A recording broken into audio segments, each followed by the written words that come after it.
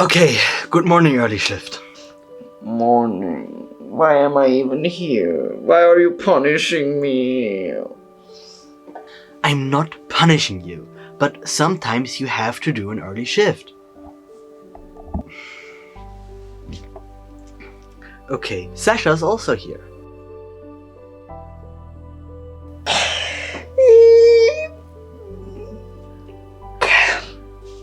Why are you even here? I mean, no offense, but isn't it difficult to work in an infirmary if you don't see anything? Ow. Don't worry, I see enough. I felt that. Nice! Can it also turn into a sword? Sure. Wow, pretty sweet! I like them. Great. So, we have a lot to do. Everybody knows their tasks? Sure. Yes.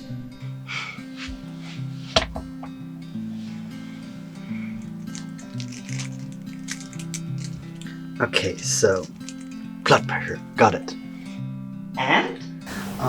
110 to 74. A little bit lower than perfect, but totally fine.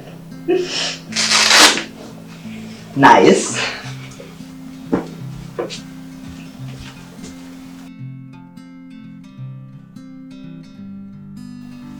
Hey, what is it, love? Nothing, just, Sasha seems a little slow. I'm much slower, and I'm just lazy and unmotivated. And also, a lot of demigods are dyslexic. Do you really think they are so much faster? No, you're right. I should stop stereotyping them. You should stop steroids them? What? What? You started talking about steroids? Stereotyping, like stereotype? Yes. Are you wearing your hearing aids? I think so too, actually, yes. Nico, where are your hearing aids?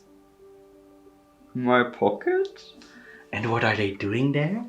Poking me when I sit down? And why aren't you wearing them? Because you, the person who gave them to me, said I should only wear them in very important situations, because otherwise my hearing could get worse. And you think in an infirmary with people, injured people, who talk to you, it isn't important that you understand them correctly? Maybe, but then everything is so loud and then I get overwhelmed. I see. But maybe then you need different ones. Talk to Leo later, okay? Fine.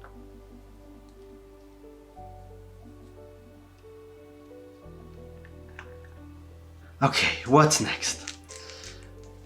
Don't kill your patients? Don't kill your Don't kill... Nico! Did you switch out my ADHD support bracelets? Maybe. I used them to remember important tasks. I think not killing your patients is a very important task. Nico, give them back. Thank you. Hey, who's that? I have no idea.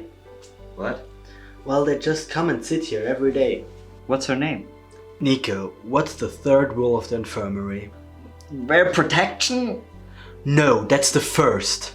Don't hit your patients even if they get on your nerves? Dude, no. It's we don't assume... Yeah, right. We don't assume anyone's gender. What's their name? I have no idea. Huh? Did you never talk to them? Well, we tried. In every language we know. Kayla tried French, Paolo tried Portuguese and ancient Greek, but they never answered. Maybe they are deaf? Well, I thought about that, but why are they wearing headphones then? And we also tried writing things down and giving them something to write. But they seemed very overwhelmed and stressed out when we interacted with them too much. How did they get into camp? With a satyr, but even they never talked. Okay, I see.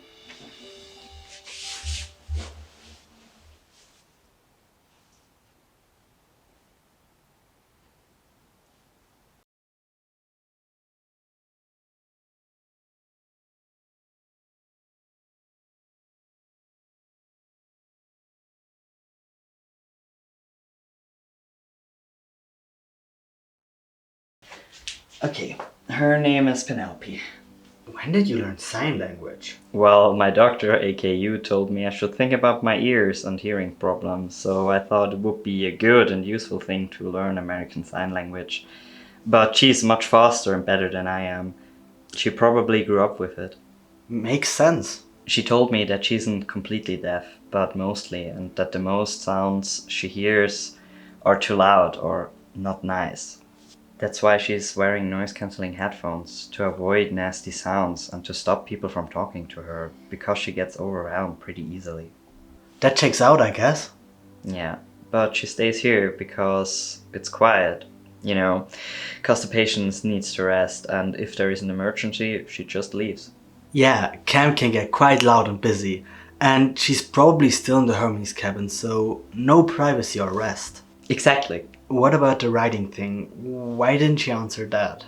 You know, I didn't ask, but a lot of us are dyslexic, so writing and reading is already hard. Imagine 5 people are staring at you, waiting for you to write something down. Also fair enough. Maybe she communicated with the satyr through a different kind of thing. Maybe with feelings?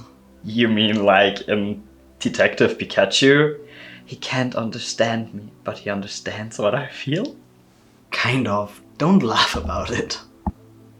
I'm not. I just know what you mean. Good. Maybe she's autistic. That's why everything is so difficult.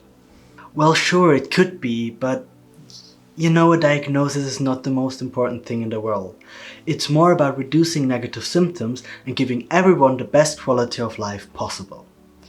Of course, a diagnosis can help with dealing with the situation, finding others who have the same issues, and so on.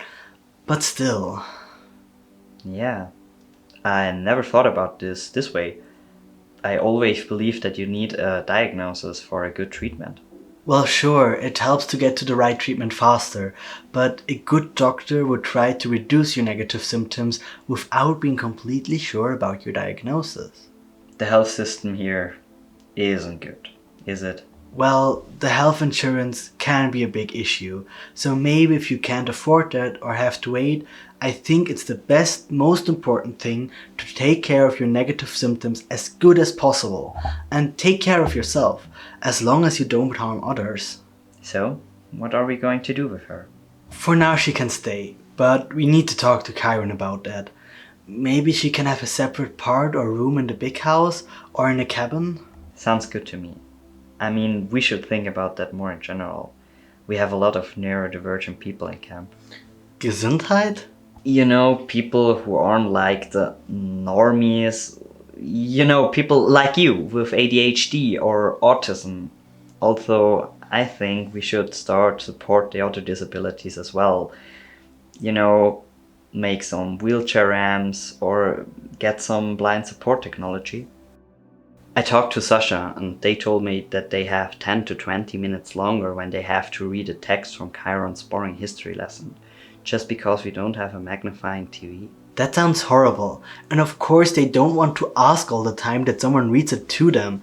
I mean, they can read and they probably want to do it on their own.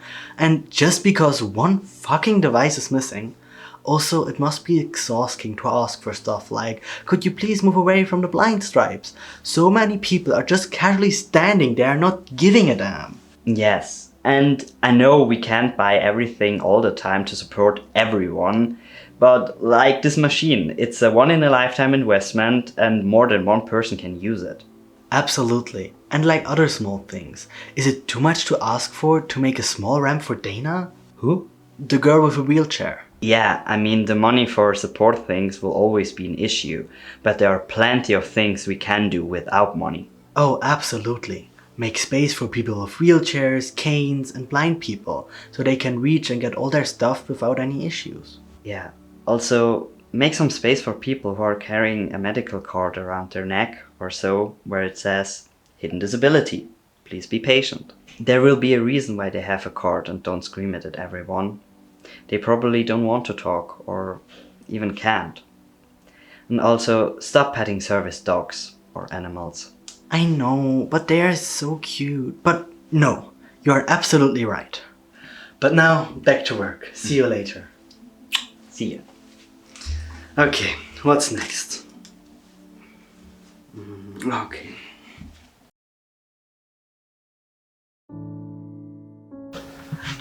How's it going? Good, good. And really? I don't know, it's hard jumping between feeling nothing at all, then everything, and everything is too much. I know, we already talked about that. How did the new skills help that we tried? They work sometimes, but not always. Do you remember to compare them to your attention curve? You know, if your attention is over 70%, you really need the hard stuff, or even medication. I know. Did you make new ones?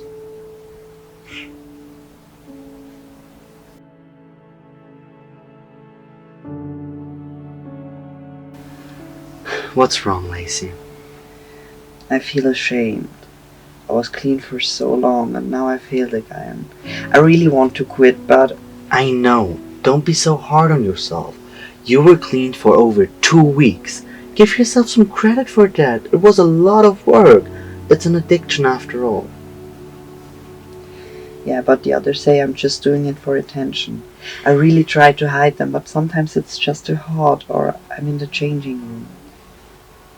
Hey, everyone who thinks that this is really just for attention doesn't get it. I think you're really suffering under your condition, and you're trying so hard to get better and cope with it all. Yes. Thank you, Will, for believing in me. I really try my best. I know. Just a small tip on the way. Start skilling as soon as you feel that it's turning bad, so you can catch it before it's getting really bad and unbearable. It might get easier as soon as you know your early signs, but I know it's difficult to quite recognize them, especially in different situations. Yes, you're right. Thank you anyway. See you next week. Hey, Nightlight. Hey, Mr. Grumpy Little Ball of Darkness. Oh, what are you wearing? You remember our talk we had earlier? Yeah? Well, I did some research and I found out there is a disability month and we're actually right in it. It's July and they even have a flag, you know, like the pride flag. Do you know what the colors stand for? Yes, I googled it.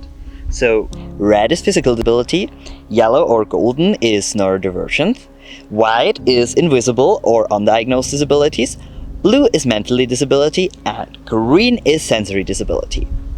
Wow, so you're a greenie and probably a bluey. I thought diagnoses don't matter. Alright. I also got you one. Nice, where is it from? Etsy from Micro Cat Machine. She has a disability herself, so I thought it would be a great thing to support her. Yes, absolutely. I'm sure she appreciated that. Where have you been anyway? Oh, I went to Chiron with Penelope, and he agrees that she can stay in the big house for now. He also wants to build some more cabins for more privacy and rest. And he also wants to make some quiet zones. I didn't know, but I'm kind of happy about that. Camp can get quite loud and exhausting from time to time. It's great that you noticed that. I also thought about our conversation. And? I remembered what Michael did for the camp. It was his idea to make cabin visits, because people heal better and faster if they are in an environment they know and like. True. Also, he helped so many demigods, so even if they were chronically ill, they could go home and live their life there. Maybe with medication and support, but they could live a normal life. As normal as a demigod can. Yeah, I mean, he was famous in our cabin for helping patient X0. You know, the person with pulmonary hypertension? Yeah.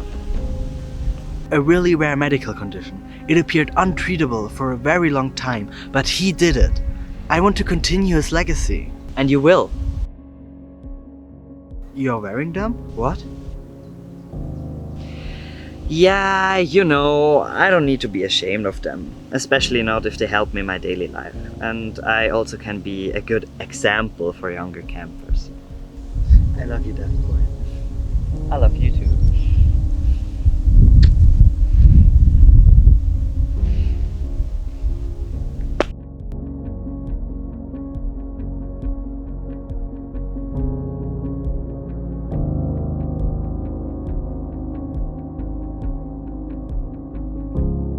Warum ist das jetzt ein Scheißende? Weil ich das nicht reinschneiden kann.